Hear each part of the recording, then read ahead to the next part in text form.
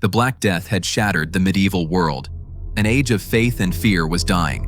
But from the ashes of that catastrophe, a fire was lit in the heart of Italy. A revolution not of swords, but of the mind. This is the story of a rebirth of art, science, and ideas that dragged Europe out of the Middle Ages and gave birth to the modern world. This is the full story of the Renaissance.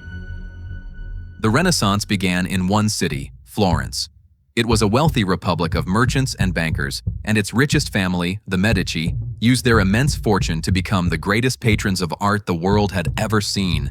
They funded a new generation of artists and thinkers who rejected the dark, rigid styles of the Middle Ages. Instead, they looked back for inspiration to the lost glory of ancient Greece and Rome. This was the birth of humanism, a belief in the potential and beauty of humankind. Architects like Brunelleschi built a magnificent dome that defied engineering, while sculptors like Donatello created statues with a realism and emotion not seen in 1,000 years. By the late 1400s, the spark of Florence had become an inferno of genius. This was the High Renaissance, an age dominated by three titans. There was Leonardo da Vinci, the ultimate Renaissance man, a brilliant painter who created the enigmatic Mona Lisa, but also a scientist, inventor, and student of human anatomy.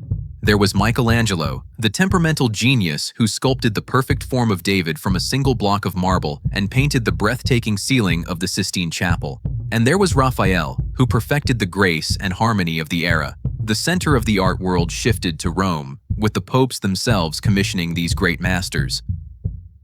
The Renaissance could not be contained to Italy. In the 1440s, a German inventor named Johannes Gutenberg perfected the printing press.